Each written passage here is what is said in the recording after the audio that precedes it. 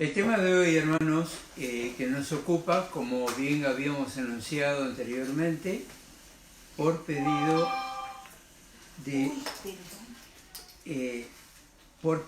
ante situaciones que han ocurrido recientemente de suicidios de alguno que otro pastor. Y estamos hoy aquí para tratar de poner luz sobre este tema y procuraremos ser justos en una posición, por lo menos trataré de ser justo en una posición neutra, ya de que nuestro pueblo en este sentido está dividido en los dos extremos, es decir, quienes creen de que el suicidio, aunque creyente, va a ser condenado, y otros que creen que siendo creyente no va a ser condenado. Y para esto vamos a presentar las dos posiciones y en primer lugar presentaremos la parte que yo le he titulado como el suicidio en grado de intolerancia. Es decir, esta parte, este segmento, el suicidio. Bueno, el título del mensaje es suicidio, salvación o condenación. Y veremos primero, como les decía, la intolerancia en el cristianismo con respecto al suicidio, y les voy a compartir algunos pensamientos y también las citas bíblicas que corresponden a esta posición.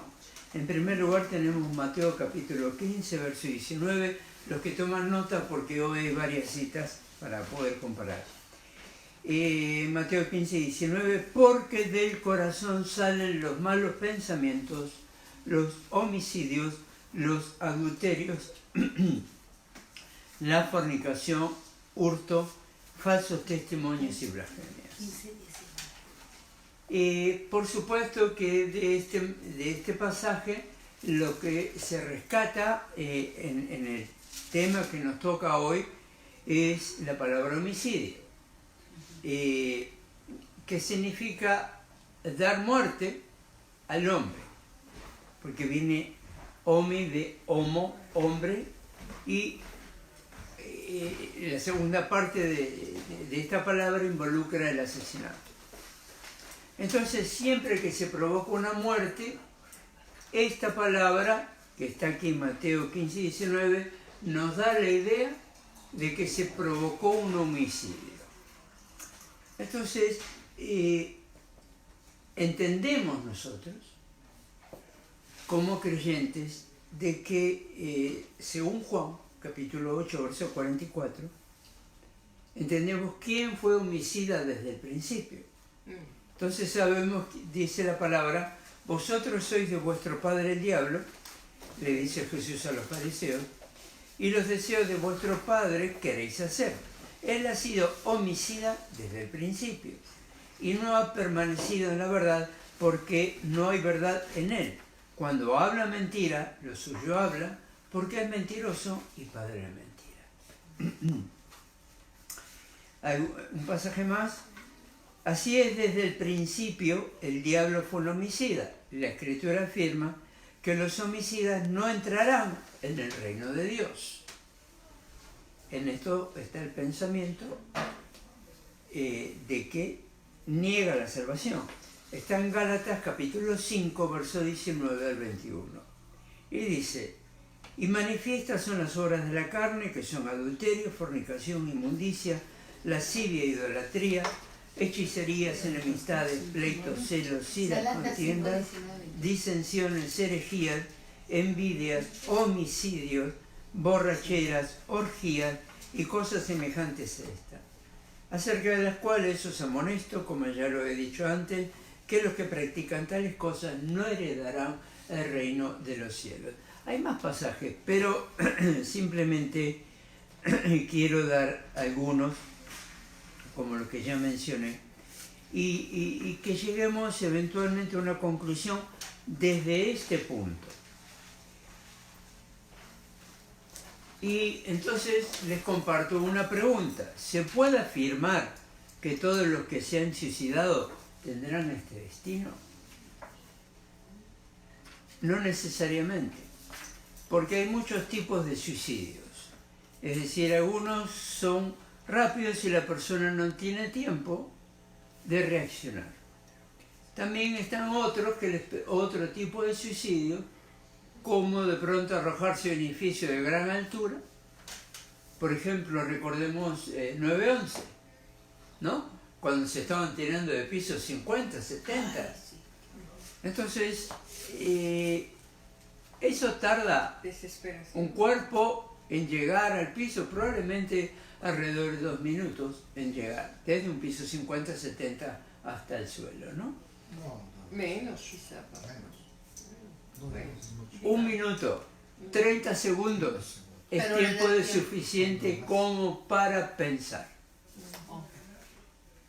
Entonces, en ese tiempo de pensamiento, tienen la posibilidad de considerar, de arrepentirse. Es 1 segundo. Más allá, si dura 30 segundos, 1 minuto o 10 segundos, tuvo un instante para decir, Señor, perdóname. Ahora, como conclusión, podemos decir que cualquier persona que cree en la palabra de Dios y como creyente considera que todo aquel que quitare vida, aún la propia, es un homicida.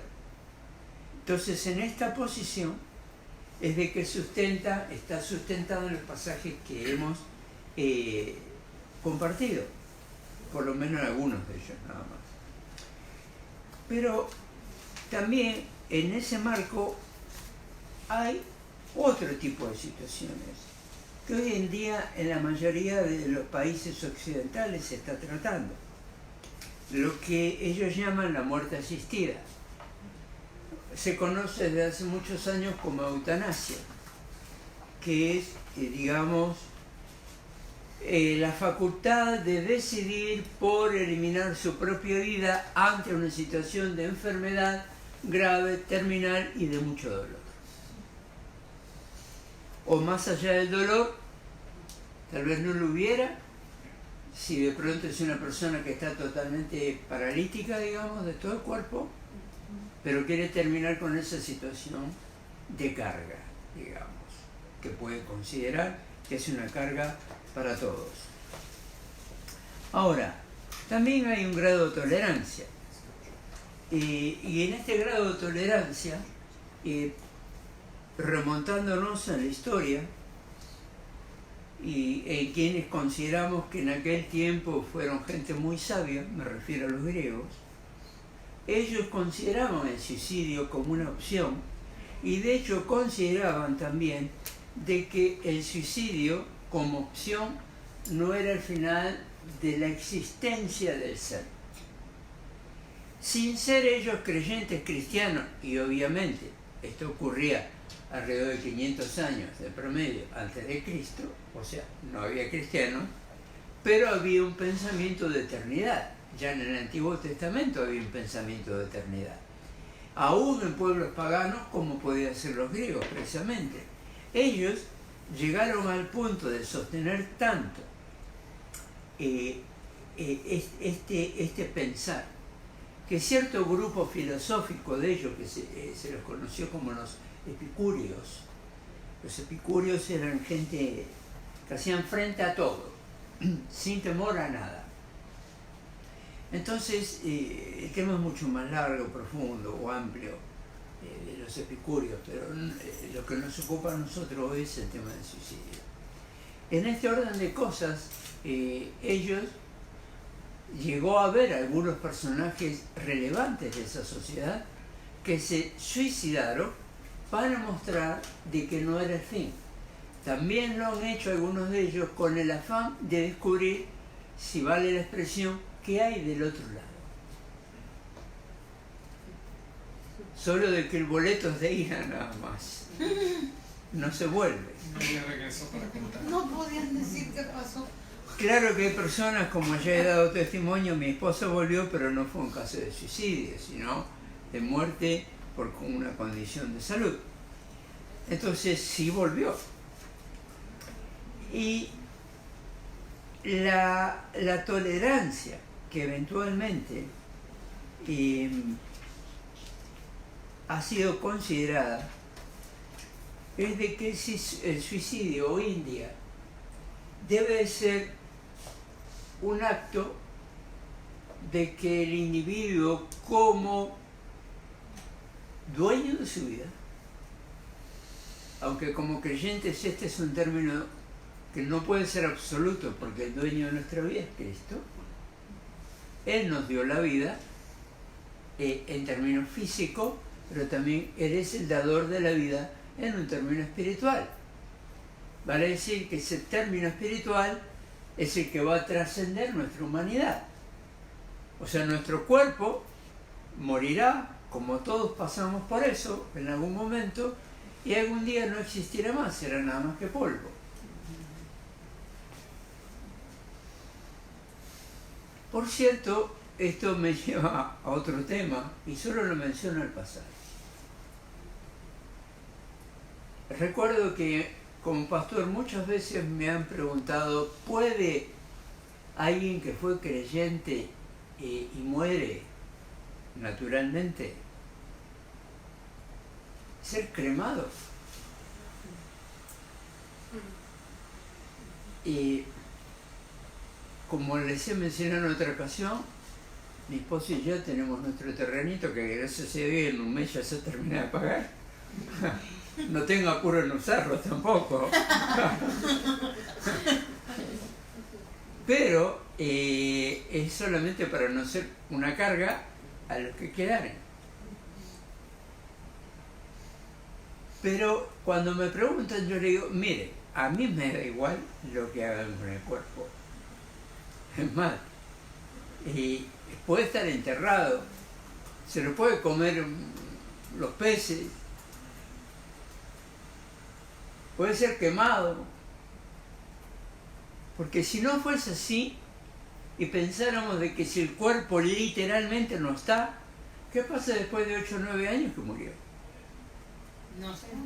Ya no está, es polvo. ¿Qué pasa de aquellos que murieron hace cientos de años? ¿Qué pasa con los que creyeron en el tiempo del Imperio Romano, después de Cristo, que fueron comidos por los leones? O que fueron encendidos en antorchas vivientes en la Vía Apia, la principal avenida de Roma, que da al Coliseo. Y cómo ellos entonces no, porque no tienen el cuerpo, no alcanzaron la gracia de la salvación cuando eran creyentes. Lo que el Señor salva de nosotros es el alma. Amén. El cuerpo ya sabemos que no lo vamos a llevar. Y si alguien dice, no, pero es que vamos a ser resucitados, sí, pero no con este cuerpo, sino con un cuerpo glorificado. O sea, recuerden que el Señor Jesús resucitó con un cuerpo glorificado. Y aún los mismos de Él, sus discípulos, no le reconocían. Entonces, sin entrar en más detalle al respecto, quiero que quede claro de que este cuerpo que nosotros hoy usamos hasta el día que nos vayamos, el cual sufre y bastante porque muchos de nosotros pasamos por problemas de salud, etc., ya no tendremos problemas del pulmón, de la espalda, de los riñones, de los músculos, de la artrosis, de ese tipo de cosas. Ya no hay nada. No es que no haya nada, sino que no existirá el dolor, dice la Escritura. No habrá más llanto ni dolor. Pero, volviendo al suicidio, encontramos de que hay varios en la Escritura. Y solo voy a mencionar algunos, no todos, porque hay más de los que podemos imaginar. El primero que encontramos, o uno de los primeros, es Abimelech. Y le doy la cita, Jueces, capítulo 9, versos 53 y 54. Jueces 9, 53 y 54. Dice de que Abimelech estaba intentando quemar la puerta de una torre durante el transcurso de una sublevación cananea. Cierta mujer le arrojó un pedazo de rueda de molino y le rompió el cráneo. la deshonra que esto suponía para él le hizo pedir a su propio escudero que lo atravesara con la espada. O sea, estaba atravesado, dice, roto el cráneo, pero todavía estaba vivo. Y pensando. Y pensaba, correcto. Entonces, le pidió a su escudero que acabe con él. Esto es un suicidio. También involucró a otro para que lo matara, que ese es el problema de la eutanasia. O sea, ¿y quién lo va a matar? ¿Quieren obligar a los médicos como lo obligan, por ejemplo, a hacer un aborto? ¿O van a obligar a un médico a matar a una persona cuando se recibe de la Facultad de Medicina, hace el juramento llamado de Hipócrates, uno de los griegos famosos en tema de medicina? Y el juramento de Hipócrates es precisamente de que va a cuidar la vida y nunca va a atentar contra la misma. O sea, ni aborto ni eutanasia. Entonces, cuando entonces se involucra a otra persona, o puede ser, mire, le traigo esta pastillita. Es como las películas esas de espionaje y todo ese tipo de cosas, le da una pastillita, si te agarra, te tragas la pastillita. ¿Y quién es culpable? ¿Es el que simplemente tragó la pastilla o el que se la dio también? Entonces, tenemos otro personaje. Saúl pidió ser muerto por su escudero. Primera es de Samuel, capítulo 31, verso 3 al 5. También citamos Saúl, primera de Samuel 31, 3 al 5, que fue muerto por su escudero. Atifoel fue tercero, dice, se ahorcó cuando comprobó que Absalón no siguió su consejo. Segunda de Samuel 17, 23. Y siguen, ya no voy a mencionar más para no ocupar más tiempo. Hay otro Simri que está en Primera Reyes 16. También encontramos a Sansón en Jueces capítulo 16, 27 al 30. De que antes de derribar las columnas para que lo aplasten a él acabó con más de 3.000 filisteos. Y por último, uno del Nuevo Testamento, que creo que todos ya sabemos de quién se trata, que es Judas. Entonces se trata del suicidio de Judas Iscariote después de traicionar al Señor Jesús. ¿Cómo explicar todas estas acciones a través de la Escritura? La ley mosaica, o sea, la ley del Antiguo Testamento, no se refiere directamente al suicidio porque lo contempla dentro del homicidio, o sea, acabar con la vida. Y estoy hablando ahora de precisamente el suicidio en la Biblia. Y entra esto en el marco del grado de tolerancia. Es decir, primero hablamos del grado de intolerancia en la Biblia con respecto al suicidio y ahora estamos tratando el grado de tolerancia. Pero tolerancia no significa estar de acuerdo, sino aceptar, eventualmente. O sea, cuando se acepta de que hay determinados condicionamientos o situaciones que hay que tomar en cuenta antes de que con ligereza emitamos una opinión adversa a todo aquel que haya experimentado, si se puede decir vivido, o llegado al suicidio. Entonces, ¿cómo, por ejemplo, si juzgamos esa situación, si juzgamos a una persona así, cómo podemos dar respuesta conforme al amor de Cristo que Él tiene para con nosotros, sus hijos, cuando el hijo de un pastor, que los hay y los he conocido personalmente, se han suicidado? Entonces, ¿qué le podemos decir? No solo pastores, todo tipo de creyentes. He conocido a lo largo de los años ser creyente de que han tenido hijos que por diferentes situaciones, sea por adicciones, sea por una serie de cosas, llegaron al suicidio. ¿Podemos nosotros condenar? ¿Tenemos nosotros la autoridad de condenar? ¿Tenemos una palabra absoluta para decir, no, este se va al infierno? No podemos. No nos toca a nosotros. Amén. De hecho, nosotros somos llamados a llevar la palabra de vida y vida eterna. No puedo condenar, el que condena es uno, que es Dios.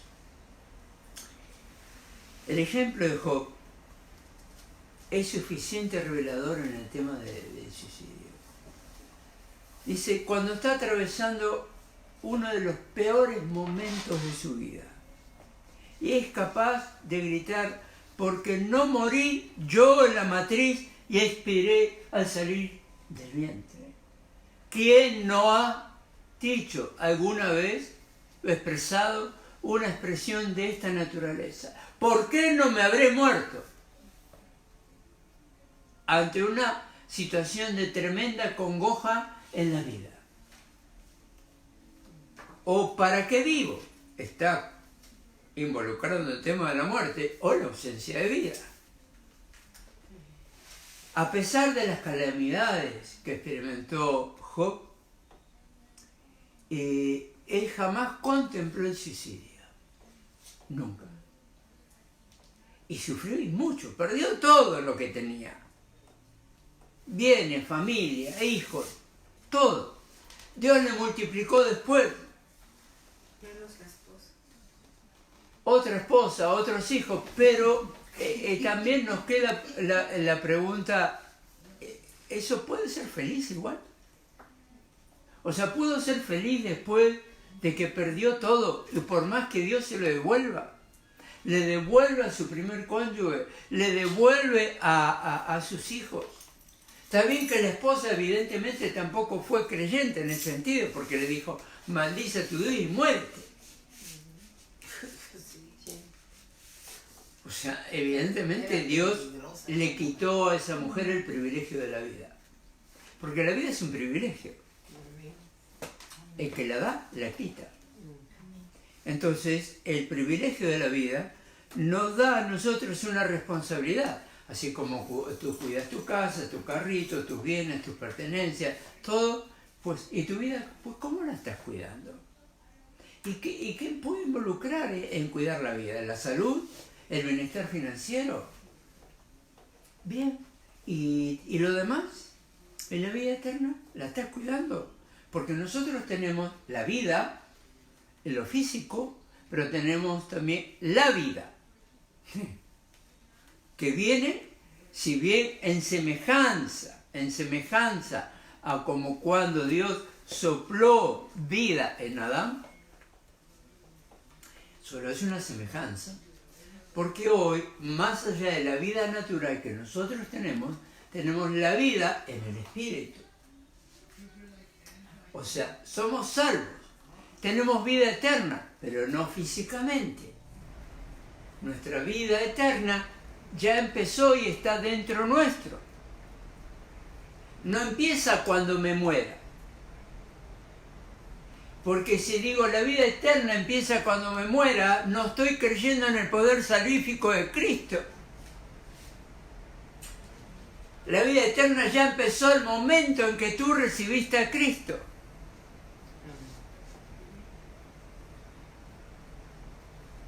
Entonces, si yo tengo la vida eterna en mi persona, ¿puedo yo acabar con ella? ¿Tengo autoridad para hacerlo? ¿Me llevará a la condenación? El suicidio es la violación del 5.º mandamiento. No matarás. También dice el apóstol Pablo en Romanos 14, 7 y 8, porque ninguno de nosotros vive para sí y ninguno muere para sí. Pues si vivimos, para el Señor vivimos. Y si morimos, para el Señor morimos. Pero tenga en cuenta eso. Así pues, sea que vivamos o que muramos, del Señor somos. Amén. Pero nuestra vida y nuestra muerte no solo afecta al Dios creador y a nosotros mismos, sino a todas las personas con las cuales convivimos. Es decir, que cuando uno toma la decisión de quitarse la vida, de cometer suicidio, estamos de alguna manera, entiéndase la relación que voy a hacer, matando en vida a las personas que no sobrevivan, valga la redundancia. O sea, le estás quitando la vida. No vida por muerte, sino estar muerto en vida. Mi cónyuge se suicidó. ¿Por qué? ¿Será culpa mía? Los niños que sobrevivan a esa muerte van a decir, no, mi padre un día, cuando yo era niño, decidió abandonarnos y se quitó la vida. Se fue. Entonces, cuando alguien toma una decisión de esta naturaleza, se están cometiendo por consecuencia, si cabe la expresión, otra serie de faltas o crímenes.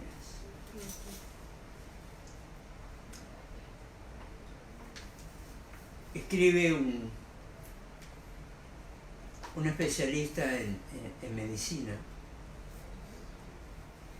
y da esta opinión. Hans Jonas. Puedo tener responsabilidad por otros cuyo bienestar depende del mío.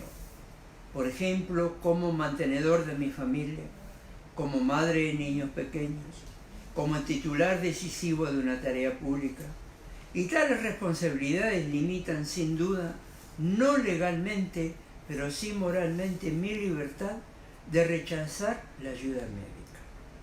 Son, por esencia, las mismas consideraciones que restringen también moralmente mi derecho al suicidio. Lo dijo un experto en medicina, profesor. Y entonces, después de este segmento, la intolerancia y la tolerancia,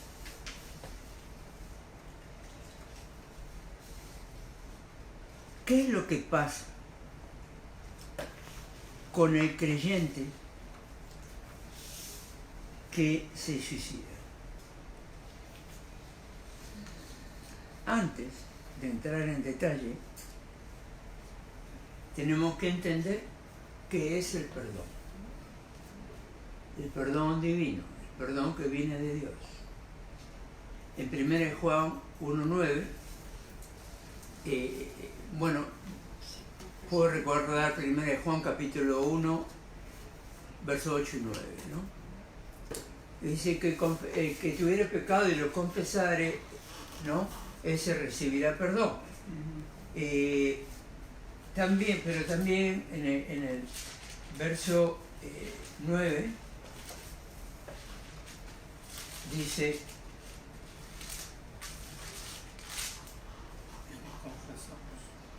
si confesamos nuestros pecados, Él es fiel y justo para perdonar nuestros pecados y limpiarnos de toda maldad. Es decir, que confesar nuestros pecados nos lleva al perdón. Y dice la Escritura, limpiarnos de toda maldad.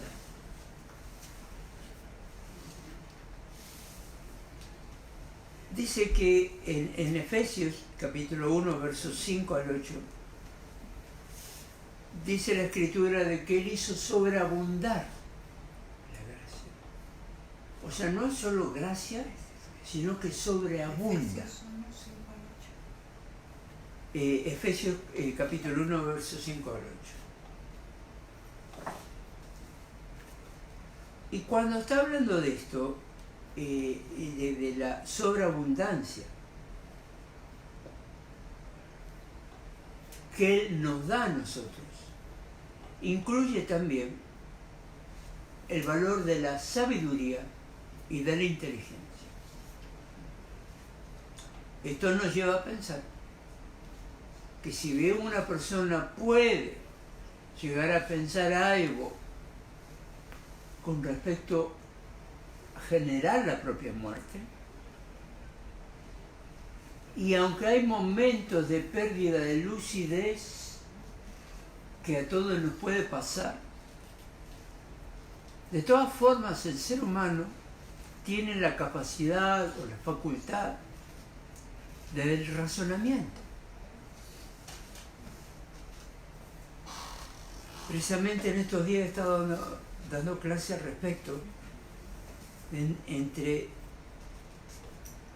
que la fe y la razón no se pueden contradecir, que no es cuestión de que uno tenga que decir que todo es fe y en función de la fe niego la razón. Es que si todo es fe y en función de la fe niego la razón, tenemos un problema. O sea, ¿qué tipo de fe es alguien que no llega a razonar lo que está decidiendo? Es decir, si yo decido por Cristo, tengo que tener la razón o racionalidad de entender que hay alguien superior, supremo, majestuoso, creador de todo el universo, de la vida, que me dio razón.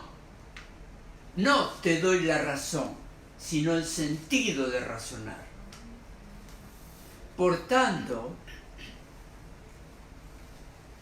la fe nunca se puede separar de la racionalidad. Y esto incluso, no quiero saltarme del tema, pero me lleva a Romanos 12, cuando nos dice que vuestro culto sea racional y no a lo loco o un desparpajo de culto.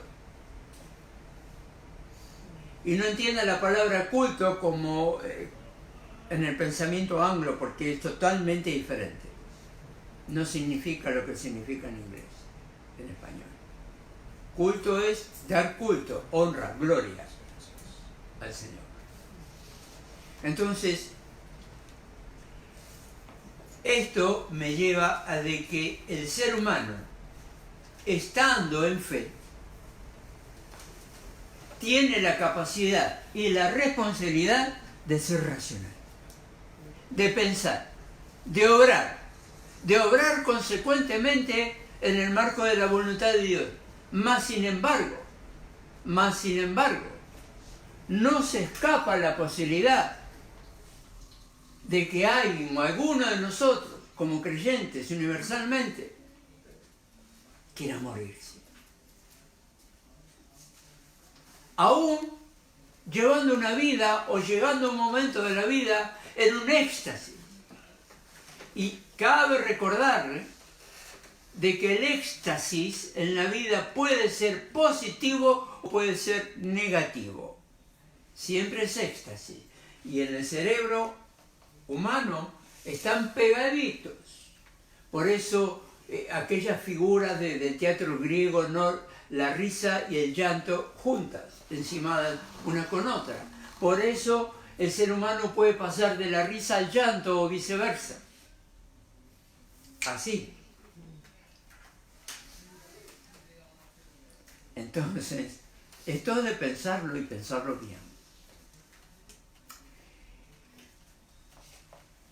Quiere decir de que Él nos dio una capacidad de razonar que la persona, cuando está en un grado de estrés, y aún de éxtasis, y no estoy hablando de una sustancia, en todo caso, la sustancia es química de nuestro propio organismo. Y pienso en Elías. Después de acabar con los profetas de Baal, se echa en tierra habiendo tomado ya distancia, ¡me quiero morir! Y Dios le contesta, ¡ey! Estoy parafraseando, por supuesto, ¿no? De nuestra cultura. Vamos, arriba, levántate y a seguir caminando.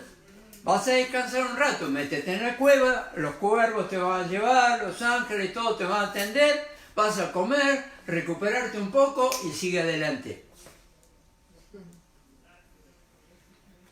¿Qué pasa si el ser humano, a diferencia de Elías que se quiere morir, se quedó en ese punto? Y no cree las promesas de Dios. Tal vez está esperando que venga un ángel del cielo como se le presentó a María y le diga literalmente, no te... Y que le diga a aquel que se quiere suicidar, ¿no? No te suicides. Porque no puedes esperar eso. ¿Por qué? Pero como no se le presentó a María, no hubo otros casos que ángel se le presentara.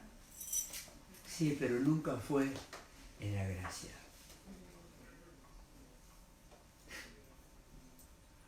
Siempre fue antes de la gracia. Ahora, hay testimonios, tengo un libro que lo he leído más de una vez, de Billy Graham, el Ministerio de los Ángeles, no de la ciudad, sino de Los Ángeles, ¿no? Y él cuenta tremendos testimonios de ángeles que fueron tomados de gente en Medio Oriente, soldados israelitas. Ellos no están en la gracia. Ellos son judíos y están viviendo, según ellos, todavía en el Antiguo Testamento. Esperando el Mesías. Esperando el Mesías. Entonces Dios sigue manifestándose a su pueblo, por amor, por misericordia. ¿O acaso no le dijo Jesús a los discípulos, ¿hasta cuándo habré de estar con ustedes? ¿No crees que Dios tiene la voluntad de rescatar todavía al pueblo de Israel que hoy esté presente, vivo quiero decir? Entonces, este punto que estoy terminando acá, quiero transmitirle de que hay un punto que tiene que ser de absoluto razonamiento. Y tenemos que, como seres vivientes e inteligentes y capaces, y sobre todo los que tenemos el Espíritu Santo, que hemos creído en Él, debemos de comprender de que Él no deja de tratar con nosotros. Yo no tengo duda de que aquella persona creyente o aquellas que se han suicidado, Dios no le haya hablado. Claro que le habló. Claro que le habló. Pero estaba en un momento de éxtasis negativo. No aguanto más esta vida. ¿Hasta cuándo? ¿Entiende usted ese término? De eso se trata. Cualquiera lo puede pasar. Sobre todo cuando de pronto hay un tipo de amenaza. Está bien que Elías tenía una amenaza de muerte por Jezabel. Dios ya le había demostrado el poder que tenía. No hacía falta que le tema. Pero el temor es parte de nuestras emociones. Básicamente de las 5 emociones primarias que tenemos. Para avanzar,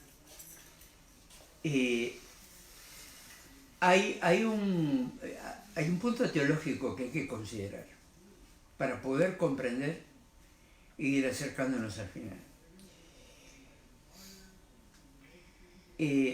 Cuando la persona cree, cuando el individuo decide por Cristo, a eso se le llama el primer paso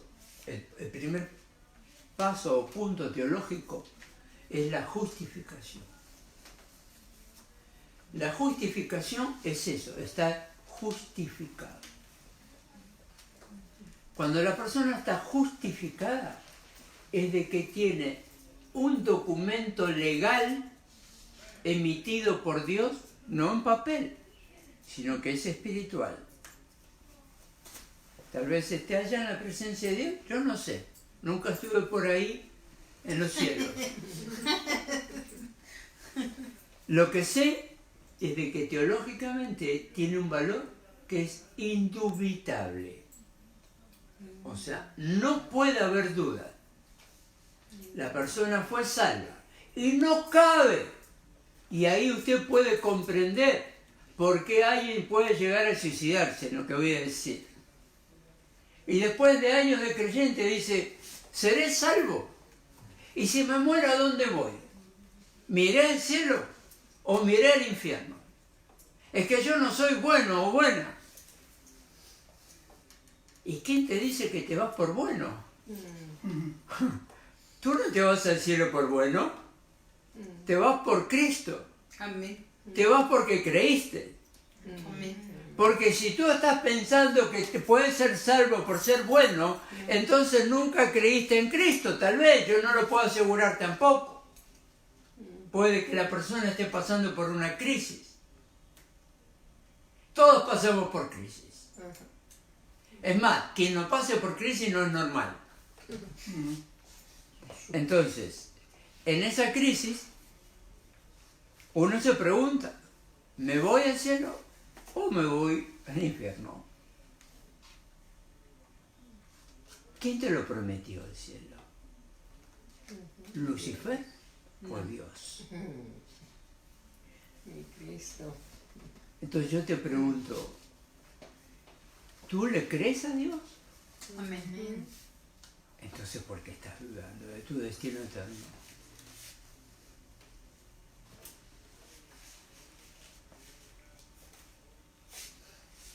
El perdón es posicional. Primero, la justificación. Ahí se aplica el siguiente, hay otro punto teológico. La santificación. Pero la santificación tiene 3 etapas, y no lo olvide. Les encomiendo que no olvide esto.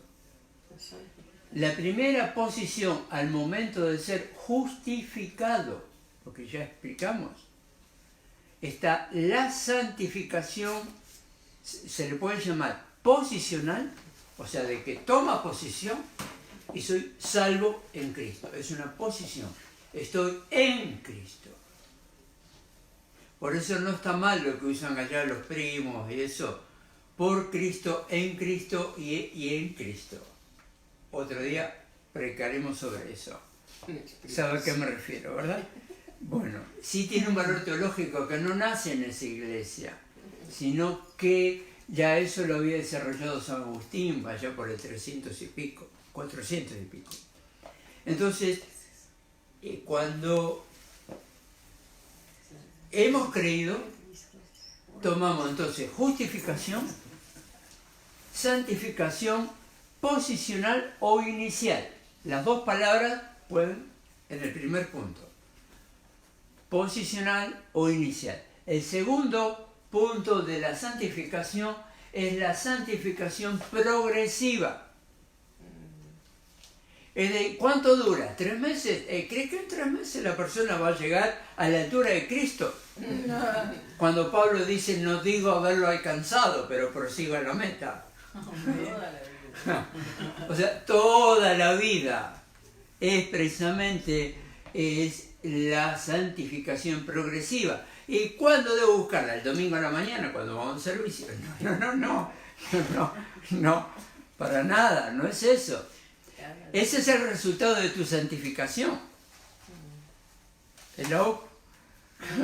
O sea, de que tú te congregues o no, es el resultado de tu santificación progresiva.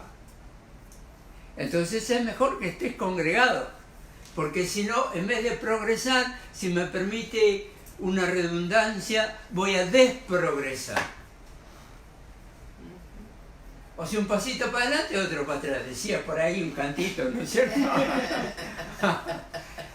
Entonces no podemos vivir progresando dando pasitos para atrás. Uno para adelante, dos para atrás. Dos para atrás. Cuando digo uno, adelante. Ay, ay, ay. Nunca adelanta uno. Y por último está lo que Juan Wesley llama la entera santificación, el gran evangelista de los 1700. La entera santificación, ¿cuándo es? No, cuando yo me congregue todos los domingos. Y no, tampoco.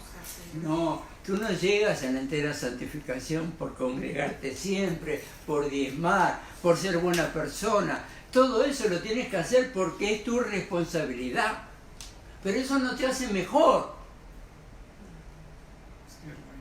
Lo que hace es que no seas peor. ¿Cómo? O sea, que no seas peor. O sea, no hace que seas mejor. Porque ¿qué gloria tiene en hacer lo bueno cuando se supone que debemos de hacerlo?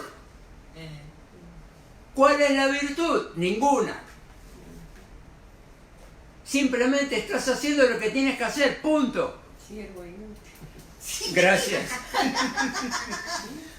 Ha sido más claro. Siervo inútil soy sin Cristo. Pero entonces, ¿cuál es la entera santificación? ¿Cuál es? Llegar allá. Llegar a su presencia. No, es que pastor, vivimos en su presencia, oramos, cantamos, glorificamos. No, mi hermano, no. Hay muchas iglesias que se ora, se canta, se baila, se grita aleluya y todo, y todavía no conocen la verdad. Está lejos el Señor. Y empezando por el púlpito. Entonces, cuidado, que no hay nada más sagrado que el altar de Dios. Y hay un altar que mora en el corazón de cada cristiano. Amén. Donde tú entres, donde tú vayas a hacer lo que vayas a hacer, llevas contigo el altar de Dios. Acuérdate cómo tenía que entrar el sumo sacerdote una vez al año al lugar santísimo. Ahora piensa de que el lugar santísimo mora en nosotros. ¿Que está blasfemando o qué? No, es el Espíritu Santo. Amén. Que mora en el corazón del creyente. Gloria a Dios. Lo que tú digas, lo que tú hagas, lo que tú sientes, lo que tú pienses, lo siente el Espíritu Santo y se puede alegrar o se puede contristar. Me acabo de avergonzar. Por eso dice Efesios capítulo 4, 29 y 30, no contristéis el Espíritu Santo con el cual fuiste sellado para el día de la redención. ¡Ay, pastor, entonces se pierde la salvación! ¡No! No dice eso. Dice que se entristece. Que se entristece. Es lo mismo que llegas a una fiesta y están todos de fiesta, ¿no? Alegre, y llega alguien. ¿Cómo está, hermano Victoria? Victoria. Entonces, no, que tampoco me lo creo eso de Victoria, ¿no? O sea, creo que como saludo deja mucho que desear. Pero en realidad nosotros, la victoria reside en nosotros. ¿Cuál es? Pero es que no es mía. No es mía la victoria. A ver si tú te crees mejor porque eres creyente. No. Lo único, si algo bueno hay en mí, dice el apóstol Pablo, ese es Cristo. Amén. O sea, si algo bueno es en mí, en este que está acá, es Cristo. Por tanto, para no quitarle más tiempo del domingo, vamos a ir al grano, ¿no? de lo que están esperando. Ay, ay, ay. ¿Puede un cristiano que se suicida aún ser salvo? Sí. ¿Qué dicen ustedes? Sí, porque la salvación es- ¿Puede ser salvo? Sí, yo digo que sí.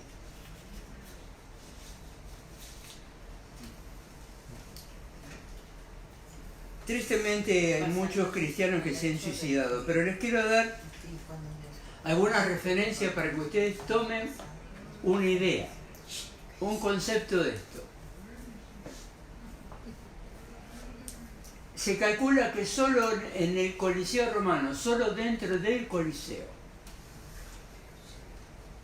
no estoy hablando de lo que ocurría afuera, se han ejecutado entre 10.000 a 12.000 contabilizados aproximadamente cristianos.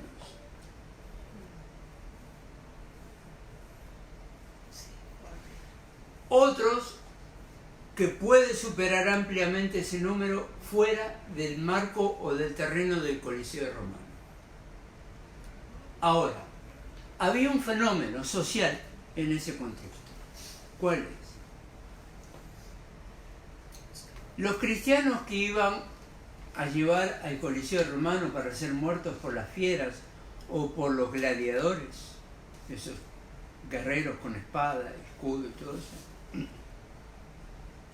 que les cortaban la cabeza, pero antes les cortaban las manos, les cortaban los pies, le atravesaban suficiente para que no muera, les torturaban, los quemaban vivos, los colgaban de sus dedos, les prendían fuego vivo atravesados por lanzas, de tal forma de que no murieran pronto.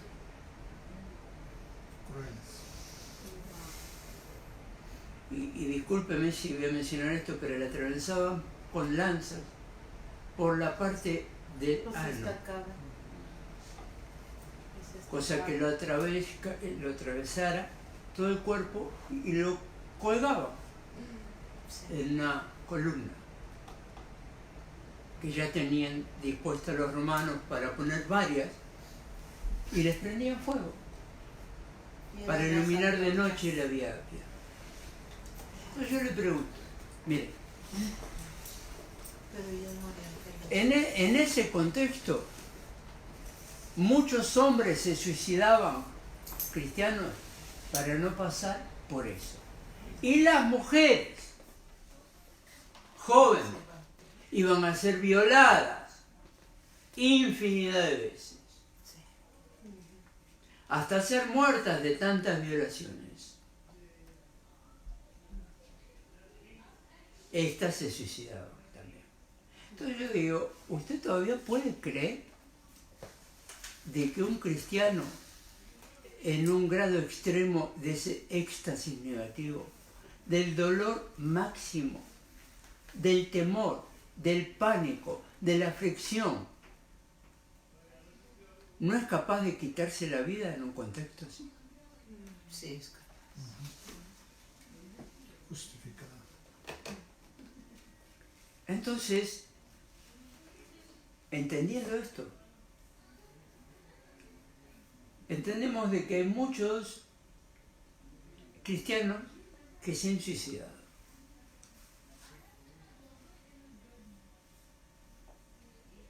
Cuando leemos Juan 3:16, no hace falta leerlo porque ya lo sabemos de memoria,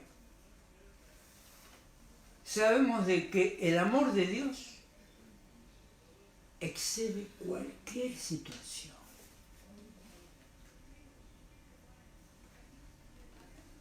Cualquier situación. Es decir, de que el amor de Dios excede nuestra vida, excede nuestros errores, excede nuestras omisiones, excede nuestras culpas. Entonces aquí cabe la pregunta que les quería hacer. Dios, ¿qué pecados te perdona? Todo. Los pasados Sí, y también los presentes. sí. Hasta ahí. También los futuros. También los futuros. Y que te hace pensar de que ese pensamiento que entra en la cultura cristiana y que no tiene fundamento bíblico teológico, de que la persona que se suicidó no tuvo tiempo de pedir perdón, cuando ya fue perdonado antes, al momento en que creyó y por siempre, jamás, por toda la eternidad. Gloria a Dios. Somos nosotros jueces. Dios me libre. Entonces, nada puede separarnos del amor de Dios, es lo que dice Pablo en Romanos capítulo 8, versos 38 y 39. Pues estoy convencido que ni la muerte, ni la vida, ni ángeles, ni demonios, ni lo presente, ni lo porvenir, ni los poderes, ni lo alto, ni lo profundo, ni cosa alguna en toda la creación podrá apartarnos del amor que Dios nos ha manifestado en Cristo Jesús. Amén. Romanos 8, ¿qué pasó? 8, 38 a 39. Gracias. Cuando está hablando de lo alto, está hablando de ángeles. Cuando habla de lo profundo, está hablando de demonios, del infierno.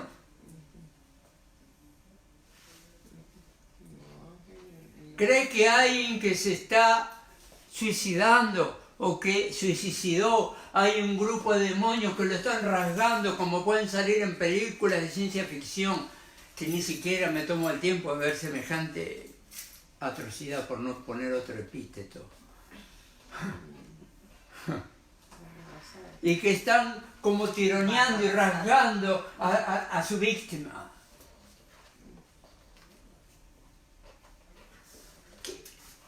Es la salvación de Dios. ¿O tú crees que es el traje de Superman que le está separando del mal? No hay nada creado que te haga separar del mal. Pero sí hay creador. Él es el dueño de todo. Y nadie te puede tocar si no tiene el permiso de Dios. Amén.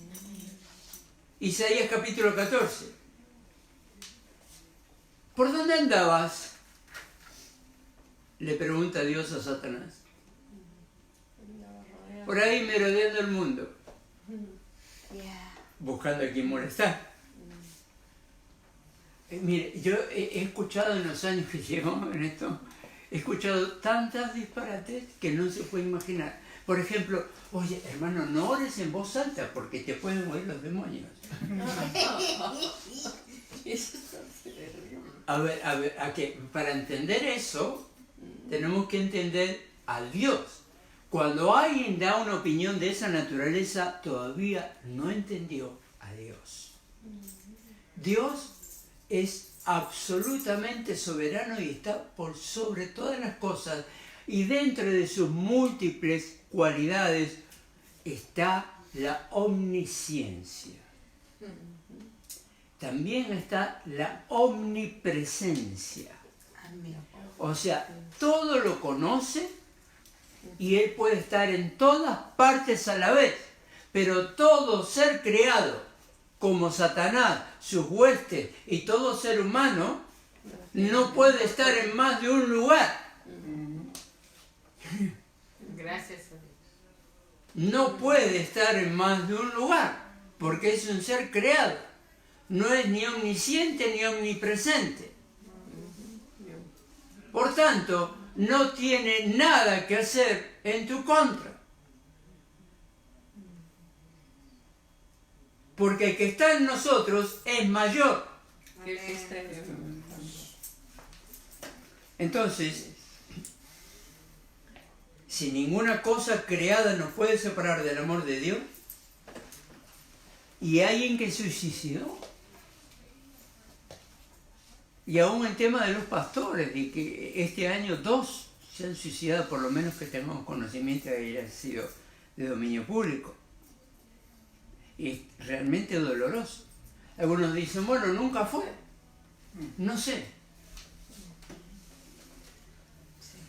Puede haber casos. No podemos saber Pero qué pasa. tampoco puedo decir de que por ser pastor esté exento de pasar por tribulaciones que lo lleven a alguna situación. Para que usted se dé una idea, en el tema de seguros de vida, el pastorado está en el primero o segundo lugar en Estados Unidos como índice de muerte. Regularmente paro cardíaco o el shock que ocurre en el cerebro. Entonces, sí es una posición de riesgo en cuanto a la salud, la vida y la muerte. Pero voy a de que tampoco nosotros estamos exentos de cualquier situación que pasa en la vida y pasamos por tribulación, por necesidades financieras, por enfermedades, por lo que sea. ¿Sabe? Hay un reconocido teólogo americano que no me acuerdo del nombre, pero su apellido es Kelly, que es un pastor bautista, y siendo incluso el bautista, que son muy determinantes en algunas posiciones teológicas, él tiene totalmente la convicción y enseña de que es imposible de que un creyente, o sea, que esté sirviendo en el ministerio o no, simplemente creyente, pueda perder la eternidad. Es imposible.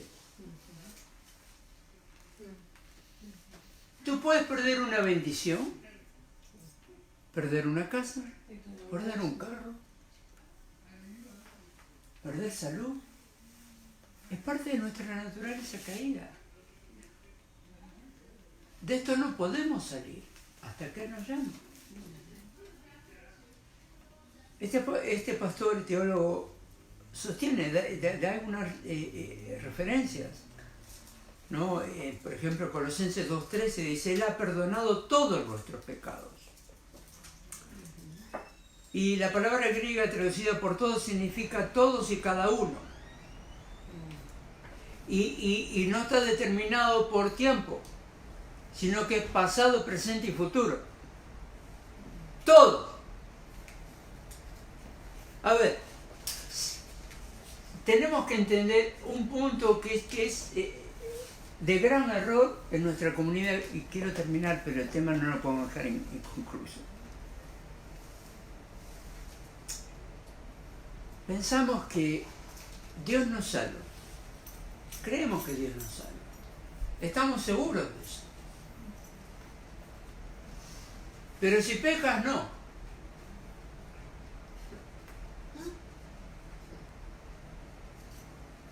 O sea, si pecó, entonces está afuera. Que no peca. Es que ese concepto es un error. Porque si tomáramos eso como parámetro, pobre David, ¿dónde estaría? Pobre Moisés, ¿dónde estaría? Algunos dicen, No habría esperanza. algunos dicen, bueno, fíjate de que la Escritura dice de que Satanás contendía por el cuerpo de Moisés. Entonces Satanás está Moisés está perdido. ¿Realmente tú crees eso? ¿Y por qué crees que Jesús allá en el Monte de los Olivos, en el Monte de la Transfiguración, se reunió ahí con Elías y Moisés? Moisés no entró a la tierra prometida en un cuerpo natural. entró en un cuerpo glorificado. Amén. Sí. Y estuvo platicando por largo rato con Jesús y Elías. Ellos estaban ahí los tres porque ahí estaba la ley, los profetas y la gracia. Gloria a Dios por eso. Amén. Mis amados, para no llevar más este tema más La ley, largo, los profetas y la gracia. usted está aferrado a lo más firme que existe en la creación.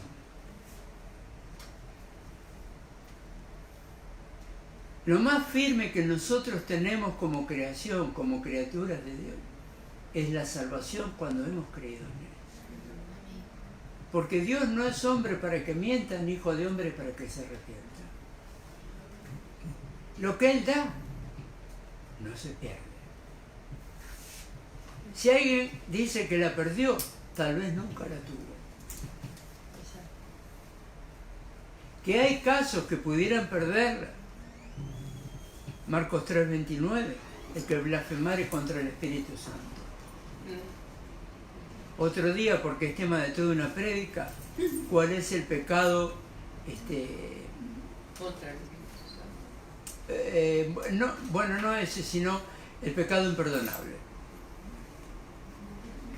Esos dos temas pueden ir juntos, lo trataremos en otra ocasión.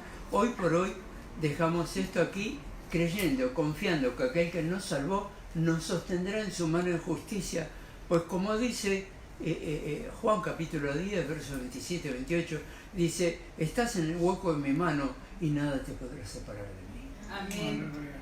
Por Gloria a tanto, Dios. gracias Señor por esta salvación tan grande. Amén. Dios los bendiga. Amén.